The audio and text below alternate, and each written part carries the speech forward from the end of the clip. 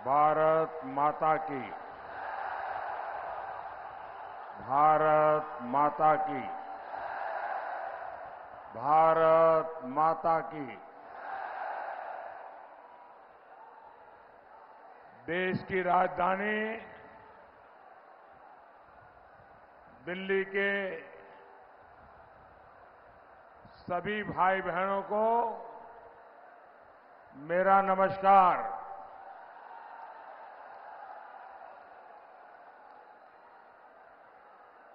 आप सबने इतनी बड़ी तादाद में, और मैं ऊपर हेलीकॉप्टर से देख रहा था, सामने वाले दोनों मार्ग पूरी तरह भरे पड़े हैं।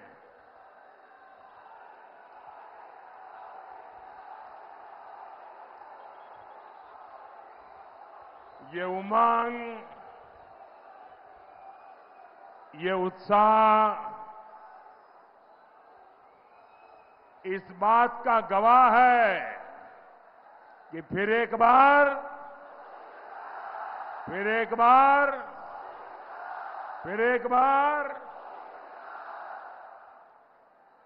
साथियों, दिल्ली के लाल किले से मैंने कहा था, यही समय है, सही समय है। आज 21वीं सदी के भारत के सामने सबसे अनमोल समय आया है।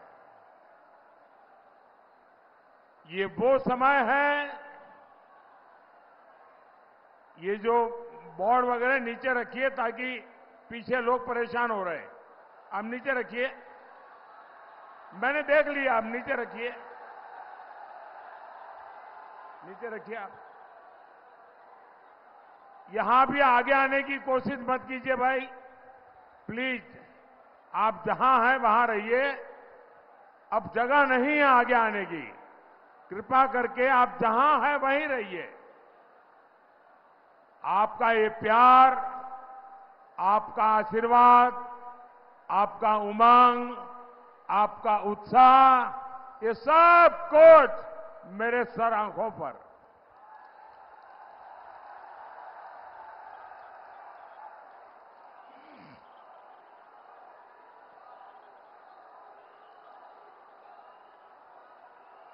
साथियों,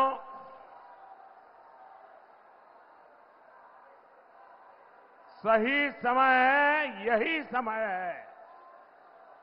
ये वो समय है जब भारत तेज विकास के लिए एक लंबी छलांग लगा रहा। 24 का ये चुनाव भारत को टॉप तीन इकोनॉमी में लाने के लिए है। 24 का ये चुनाव भारत की अर्थव्यवस्था को उन ताकतों से बचाने के लिए भी है जो अपनी आर्थिक नीतियों से भारत को दिवालिया कर देना चाहती है। 24 का ये चुनाव भारत में गरीब के लिए, मध्यम वर्ग के लिए उनका जीवन आसान बनाने के लिए, उसके जीवन में खुशियां लाने के लिए है। और 24 का ये चुनाव गरीब और मध्यम वर्ग को उन ताकतों से बचाने के लिए है जो उनकी संपत्ति छीन लेना चाहते हैं। 24 का ये चुनाव भारत के युवाओं के लिए नए अवसर बनाने के लिए है। चाहे स्पेस सेक्टर हो, सेमीकंडक्टर हो, ग्रीन एनर्जी हो, सोलर रिवॉल्यूशन हो, इलेक्ट्रिक व्हीकल का युग हो,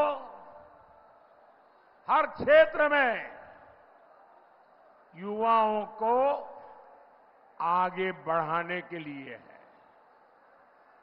और दूसरी ओर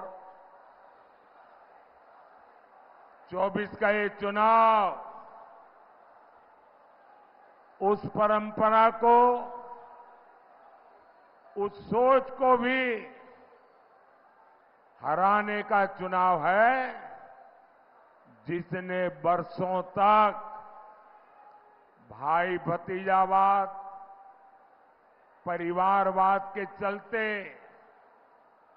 भारत के युवाओं का भविष्य बर्बाद करके रख दिया है। 24 का ये चुनाव मजबूत भारत बनाने के लिए है और 24 का ये चुनाव उन ताकतों को परास्त करने के लिए है जो भारत को कमजोर करना चाहती है। तो देश की राजनीति को एक मजबूत सरकार चाहिए। देश की राजधानी को दुनिया में प्रतिष्ठा मिले, देश की राजधानी दुनिया के लिए आकर्षण का केंद्र बने। और इसलिए इस देश को चाहिए फिर एक बार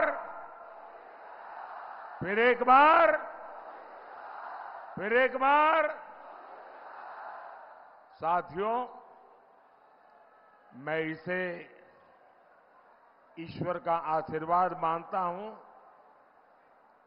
कि परमात्मा ने मुझे देश के विकास को तेज गति देने के लिए आपकी सेवा में भेजा है। 50-60 साल पहले मैं अपना घर छोड़ करके निकला था। तब मुझे भी पता नहीं था कि एक दिन लाल किले पर तिरंगा फहराऊंगा।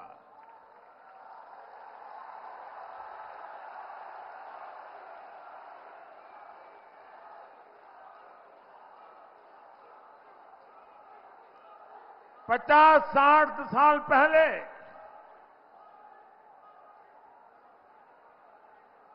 जब घर छोड़ा, सब कुछ छोड़ चुका था, सब कुछ छूट गया था। लेकिन तब मुझे पता नहीं था कि एक दिन 140 करोड़ भारतीय ही मेरा परिवार बन जाएंगे।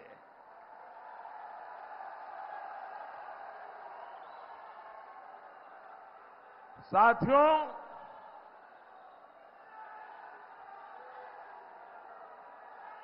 न अपने लिए मैं जिया हूं, न अपने लिए मैं जन्मा हूं।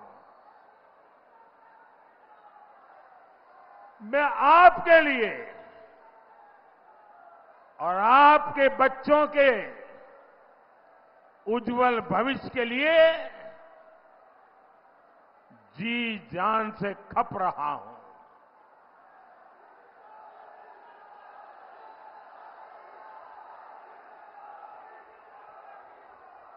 समाज जीवन का स्वाभाविक क्रम है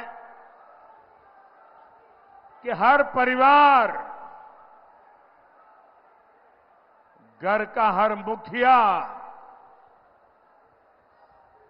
अपने वारिस के लिए सोचता है, योजना बनाता है और कुछ करता भी है। मुझे तो वो भी नहीं करना है। मेरा कोई वारिस नहीं है। अगर मेरा कोई वारिस है तो आप ही मेरे वारिस हैं। 140 करोड़ देशवासी वही मेरे वारिस है। और इसलिए मैं आपके लिए ही दिन रात मेहनत कर रहा हूं। मेरा पल पल आपके लिए, मेरा पल पल देश के लिए।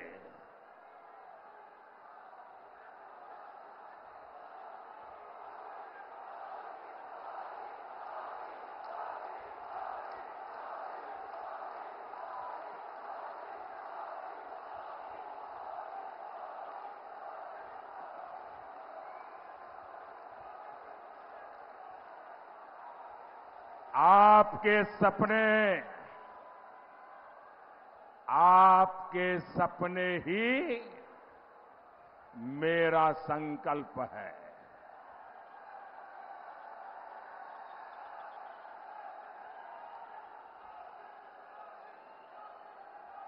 आपके सपने सफल हो, इसीलिए ये जिंदगी आपके लिए कुर्बान है।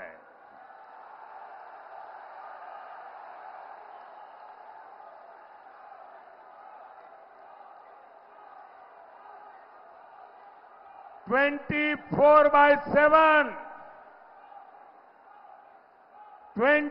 24/7 फॉर 2047।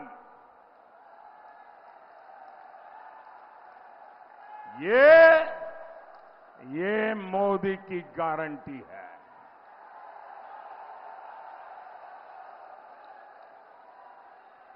और साथियों, ये पर्दा नीचे करो, पीछे लोगों को दिखता नहीं है भाई। नीचे करिए आप।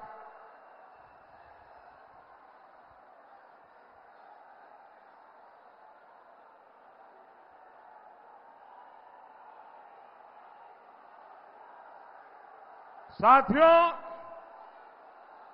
देश को मजबूत बनाना है। इसके लिए मजबूत सरकार चाहिए और मुझे भी मजबूत साथी चाहिए।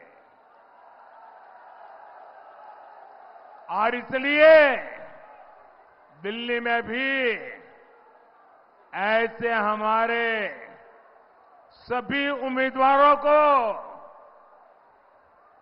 राजधानी का प्रतिनिधित्व आपके आशीर्वाद से ये सब विजयी हो।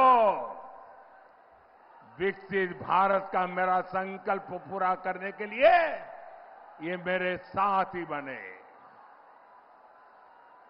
साथियों, आत्मनिर्भर भारत का संकल्प लेकर निकला हूं। तब से मैं आपसे प्रार्थना करता हूं कि भाई आप लोग कुछ समझते हैं कि नहीं है? आप ये बोर्ड नीचे करेंगे क्या? ये जो भी है वहां सारे कोई इकट्ठे कर लो भाई, कोई एक इकट्ठे कर लो सब।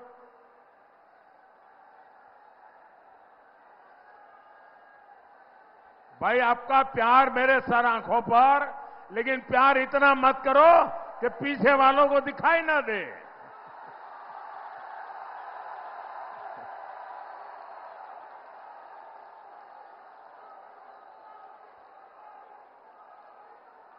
ये लोग दूर दूर से आए हैं, उनको परेशानी नहीं होनी चाहिए।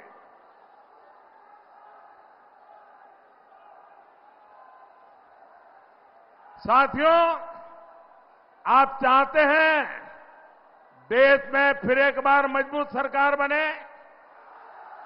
आप चाहते हैं दिल्ली के सभी सांसद हमारे जीत करके आए,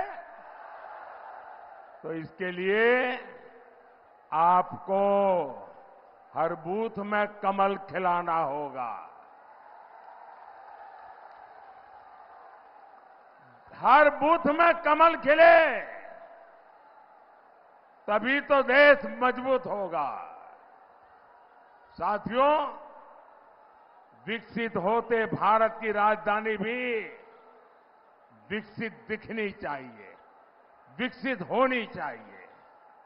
आपने G20 सम्मेलन के दौरान देखा है कैसे दुनिया के शीर्ष नेता दिल्ली को देखकर चकित थे। आज यहां भारत मंडपम और यशोभूमि जैसे आधुनिक कन्वेंशन सेंटर बन रहे हैं। नया संसद भवन हमारी शान और बढ़ा रहा है। नेशनल वॉर मेमोरियल आजादी के बाद देश के जवान इसके लिए मांग करते थे, प्रतीक्षा करते थे। देश का दुर्भाग्य देखिए, जब तक मोदी नहीं आया, दिल्ली में बैठी हुई सरकारों को देश के वीर जवानों के सम्मान में वॉर मेमोरियल बनाने का उनको महत्व नहीं समझ आया। देश में लोगों की सुरक्षा करते करते करीब 35,000 पुलिस के जवान शहीद हुए, हमारी रक्षा करते करते शहीद हुए। उन पुलिस मेमोरियल के लिए देश के पुलिस के जवानों को 70 साल इंतजार करना पड़ा। मोदी आया तब जाकर के बना डॉक्टर बाबा साहब आंबेडकर का मेमोरियल। एक परिवार के लिए सब कुछ हुआ, लेकिन इतने प्रधानमंत्री हो गए, उनको स्मरण करने के लिए उनकी राजनीति, उनका परिवारवाद आड़े आया। ये मोदी है जिसकी रगों में लोकतंत्र जिंदा है, जो जीता है लोकतंत्र के लिए, जो खपता है लोकतंत्र के लिए। और उसने देश में पहली बार सभी प्रधानमंत्रियों का म्यूजियम बनाया।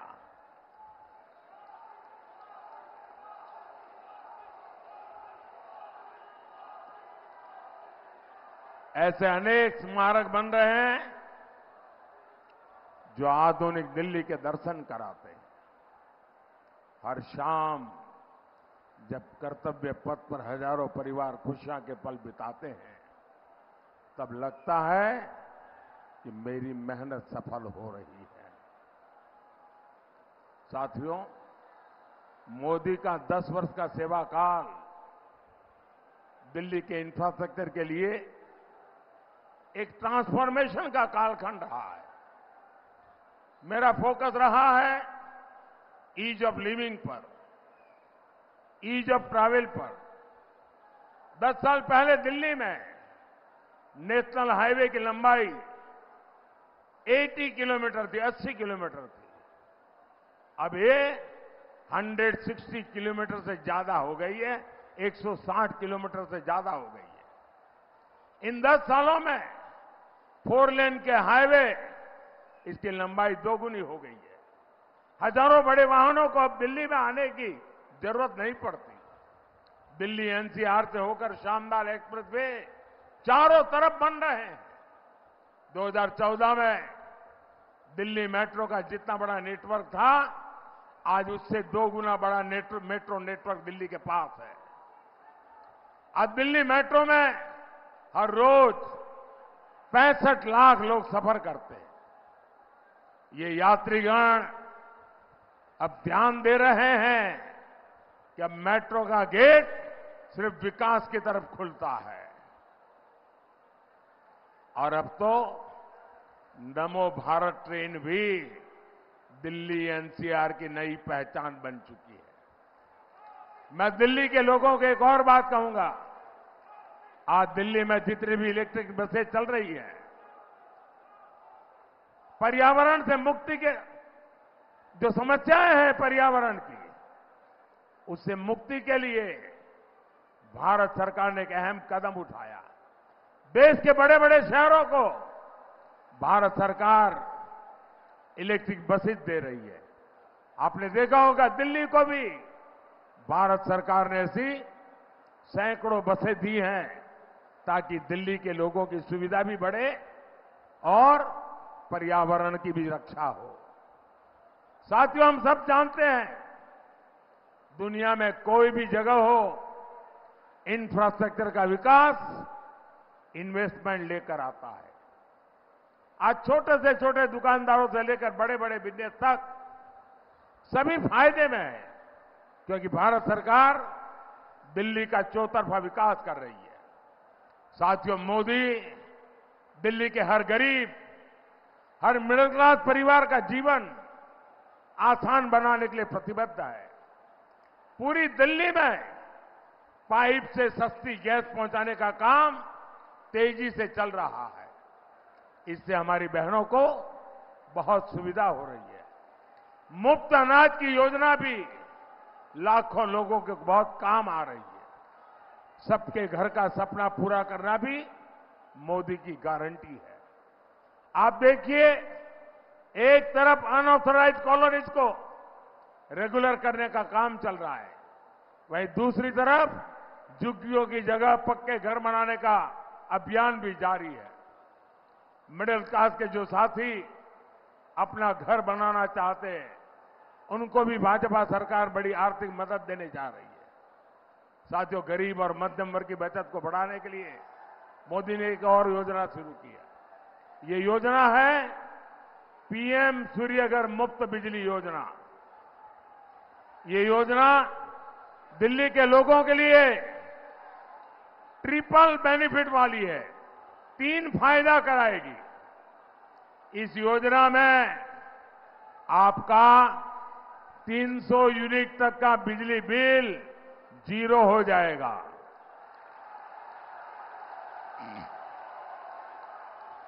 बिजली बिल 0। और इसके लिए भारत सरकार 75,000 रुपीज, 75,000 रुपये तक की मदद देगी। और ये ऑनलाइन रजिस्ट्रेशन चालू हो चुका है। इस 75,000 रुपये से अपने घरों पर सोलर पैनल लगाएं, घर में जो इस्तेमाल करने की बिजली की जरूरत है उपयोग कीजिए, और जो अतिरिक्त बिजली होगी वो सरकार खरीदेगी, उससे आपको कमाई होगी। तीसरा लाभ, अब जमाना इलेक्ट्रिक व्हीकल का है। अब पेट्रोल डीजल का जमाना चला गया।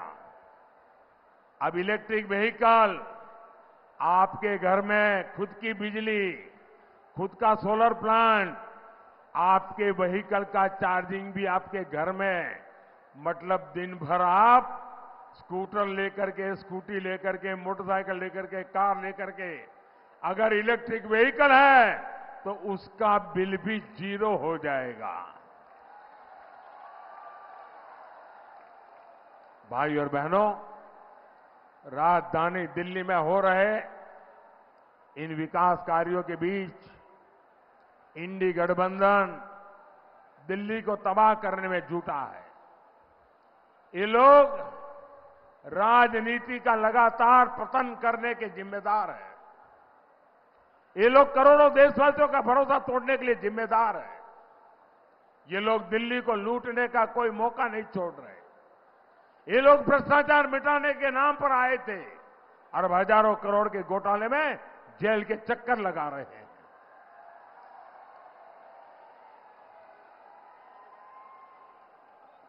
और ये कांग्रेस, ये तो पूरी तरह एक्सपोज हो गई है। पहले कांग्रेस वाले पत्रकार वार्ता करते करते करते क्रेडिट लेने के लिए तूफान मचाए रखा था। वो कहते थे शराब घोटाले के पर्दाफाश का क्रेडिट कांग्रेस को जाता है। फिर शाही परिवार के कहने पर भ्रष्टाचारी को ही गले लगा लिया। कांग्रेस के स्थानीय नेताओं को भी समझ नहीं आ रहा है कि करे तो क्या करे।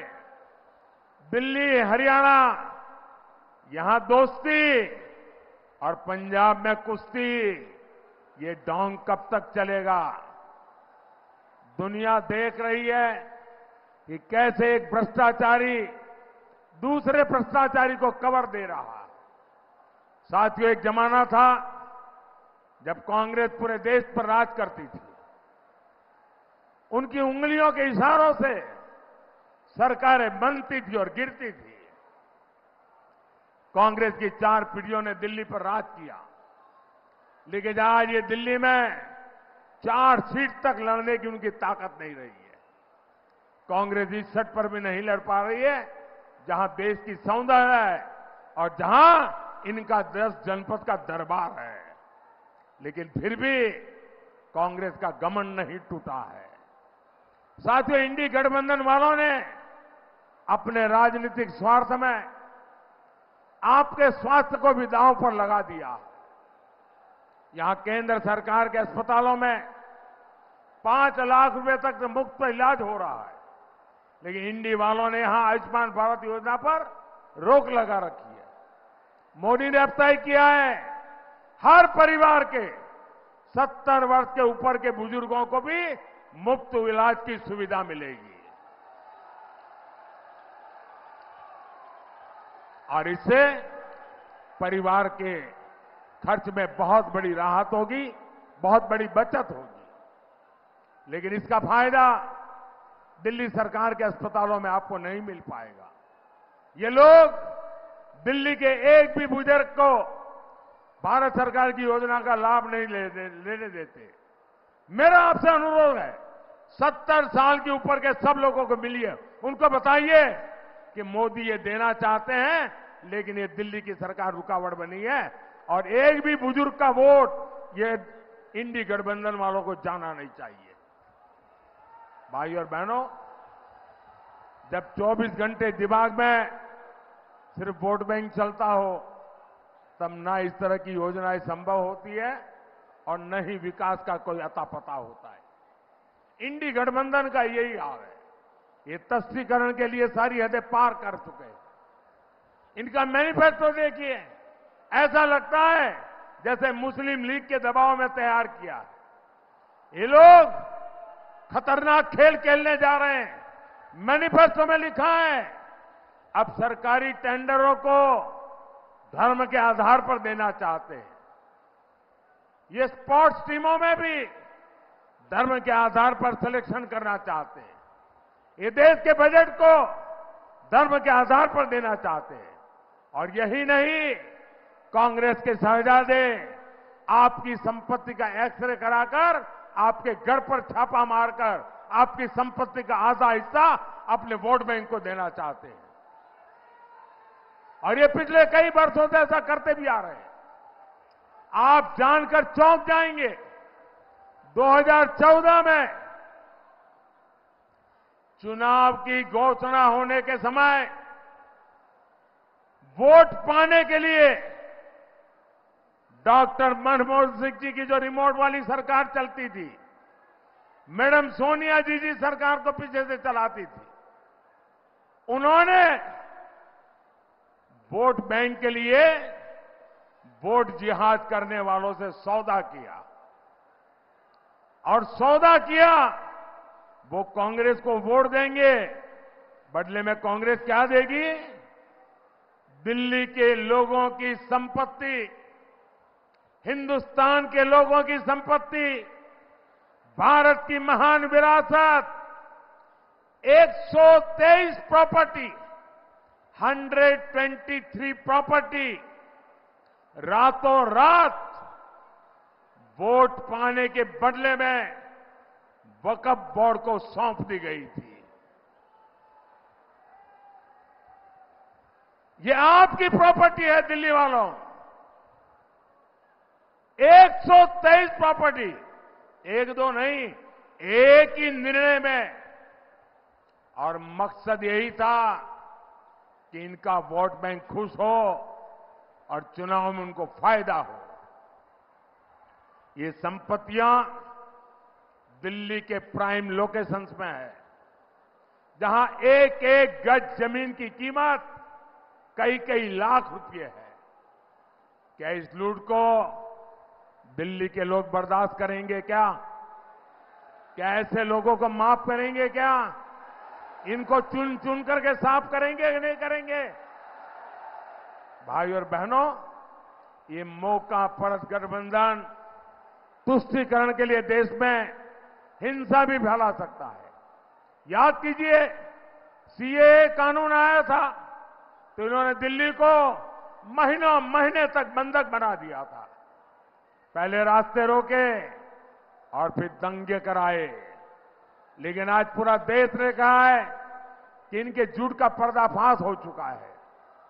दिल्ली में कई कई सालों से रह रहे शरणार्थियों को भारत की नागरिकता मिल रही है, और अभी ये 2 परिवार यहां आए थे, वो प्रताड़ित हो करके आए हुए हैं पड़ोस में से, उनको नागरिकता मिली, वो खुशी जताने के लिए आए थे। और ये कौन लोग हैं? ये हिंदू है, सिख है, बौद्ध है, जैन है, पारसी है, ईसाई है। ये प्रताड़ित होकर आए हैं, और इनमें से ज्यादातर हमारे दलित परिवार है। इसलिए इनका इतना विरोध किया गया। अभी कुछ देर पहले जो बिटिया मिलने आए, मौका मिला, जो पाकिस्तान से आई थी, भाइयों बहनों, उसे भारत की नागरिकता मिल गई, उसे उज्जवल भविष्य की गारंटी मिली है। इंडी गठबंधन वाले घुसपैठियों के लिए आंसू बहाते हैं, लेकिन जिनके साथ 1947 में जुल्म हुआ, उनको हिकारत की नजर से देखते हैं। साथियों, तुष्टीकरण की जीत में ये लोग पूरे देश को सांप्रदायिकता की भेंट चलाना चाहते हैं। बाबा साहब आंबेडकर धर्म के आधार पर आरक्षण के खिलाफ थे, लेकिन ये खुलेआम कह रहे हैं एससी, एसटी, ओबीसी का आरक्षण धर्म के आधार पर बांट देंगे। साथियों, राम मंदिर को लेकर भी इनका रवैया आज पूरा देश देख रहा है। अब ये लोग अयोध्या में राम मंदिर से जुड़े सुप्रीम कोर्ट के फैसले को पलटना चाहते हैं। ये खुलकर के कह रहे हैं आर्टिकल 370 वापस लाएंगे। ये खुलकर कह रहे हैं कि भारत के हमारे परमाणु हथियारों को खत्म कर देंगे। क्या ऐसे खतरनाक गठबंधन को आप एक भी वोट मिलना चाहिए क्या? साथियों, 25 मई को जब आप वोट डालने घर से निकलिएगा तो विकसित भारत का लक्ष्य याद रखिए। आपको पूर्वी दिल्ली से श्री हर्ष मल्होत्रा जी, उत्तर पूर्वी दिल्ली से मनोज तिवारी जी, और चांदनी चौक से प्रवीण खंडेलवाल जी को रिकॉर्ड वोटों से विजयी बनाना है। और मेरा आप सबसे आग्रह है, पहले मतदान फिर जलपान, पहले मतदान फिर जलपान। मेरे साथ बोलिए, भारत माता की, भारत माता की, भारत माता की। बहुत बहुत धन्यवाद।